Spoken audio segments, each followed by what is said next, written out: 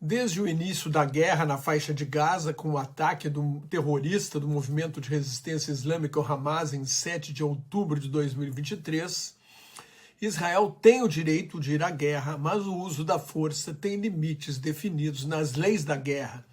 É preciso distinguir combatentes de não combatentes, proteger civis inocentes e empregar força proporcional. A intenção do Hamas e de seus patrocinadores no Irã é genocida, é destruir Israel, onde vivem mais de 7 milhões de judeus. O Irã foi contra o documento final da reunião de cúpula do grupo BRICS, realizada neste fim de semana no Rio de Janeiro, que defendeu a paz com 2 estados, um judeu e um palestino, convivendo pacificamente no território histórico da Palestina. Ao mesmo tempo, entendo que Israel comete crimes de guerra ao massacrar civis inocentes, usar a fome como arma de guerra e fazer a remoção forçada da população palestina, por enquanto dentro do próprio território de Gaza. Eu resisti a chamar de genocídio porque é o pior dos crimes de guerra. O povo judeu foi vítima do pior genocídio da história, o Holocausto, cometido pela Alemanha nazista na Segunda Guerra Mundial, quando, com a morte de 6 milhões de judeus, cerca de 60% da população judaica da Europa. E o ataque terrorista de 7 de outubro de 2023 foi o pior contra judeus desde o Holocausto. Em 29 de dezembro de 2023, a África do Sul acionou o Tribunal Internacional de Justiça das Nações Unidas, com sede em Haia, na Holanda, acusando Israel de atos de genocídio, de 75 anos de apartheid, de 56 anos de ocupação e 16 anos de bloqueio de Gaza. Depois de audiências em 11 e 12 de janeiro de 2024, a Corte da ONU aceitou julgar o caso.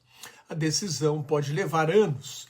O tribunal rejeitou um pedido da África do Sul para ordenar o fim da guerra, mas mandou Israel proteger civis e aumentar a ajuda humanitária. Nada indica que isso tenha sido feito.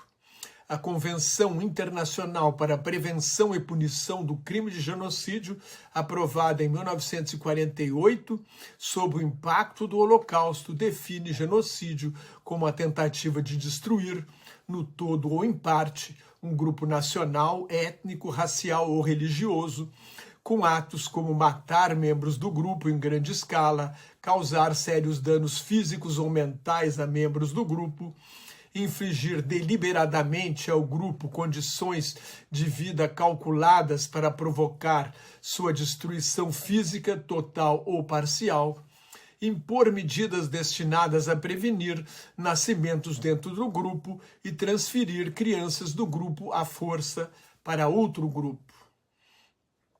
O historiador israelense naturalizado norte-americano Omer Bartov, ex-soldado do Exército de Israel, hoje professor da Universidade de Brown, nos Estados Unidos, e especialista em Holocausto, declarou à televisão britânica BBC, em 11 de junho, que o que Israel faz em Gaza não tem precedentes no século XXI e se enquadra na definição de genocídio.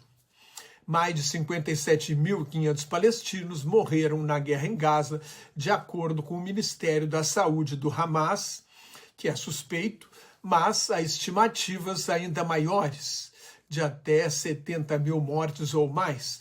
60% a 80% não eram combatentes. Netanyahu e o ex-ministro da Defesa, Yoav Gallant, têm mandados de prisão emitidos em 21 de novembro do ano passado pelo Tribunal Penal Internacional por supostos crimes de guerra, como o uso da fome como arma de guerra e crimes contra a humanidade por assassinatos, perseguição e outros atos desumanos. Desde 31 de maio deste ano, a distribuição de comida no território é feita principalmente por uma empresa privada norte-americana, a Fundação Humanitária de Gaza, depois que Israel proibiu a ajuda humanitária feita pela ONU e impôs restrições à Cruz Vermelha Internacional e a organizações não governamentais. o número de pontos de distribuição de alimentos caiu de 400 para 4, 3 no sul e 1 no centro de Gaza, forçando os palestinos a deixar o norte do território. Mais de 600 palestinos foram mortos enquanto tentavam conseguir comida, a maioria pelo exército de Israel, mas também pelo Hamas e por gangues que tentam se aproveitar do caos. Ontem, o primeiro-ministro Benjamin Netanyahu declarou na Casa Branca que os palestinos que quiserem podem ficar em Gaza, enquanto em Israel, o ministro da Defesa, Israel Katz, anunciava a intenção de criar um verdadeiro campo de concentração em Rafah, no extremo sul de Gaza, junto à fronteira com o Egito, para confinar toda a população palestina do território, de mais de 2 milhões de pessoas, dando-lhes a opção de emigrar. É uma proposta, a chamada imigração voluntária, entre aspas, feita pela extrema-direita israelense desde o início da guerra para reduzir a população árabe e recolonizar o norte de Gaza. Há, no momento, uma proposta dos Estados Unidos de trégua de 60 dias, com a libertação de 21 reféns ainda vivos e a devolução dos corpos dos outros, que seriam pelo menos 34, em troca de prisioneiros palestinos. O Hamas exige o fim da guerra e a retirada de Israel, que insiste em manter o controle da segurança do território por longo prazo. A proposta de paz do Egito é o fim da guerra, o desarmamento do Hamas e a retirada total de Israel, que passaria o controle do território para uma força de paz árabe, provavelmente formada pelo Egito e a Jordânia, entregando a administração civil do território à Autoridade Nacional Palestina. Isto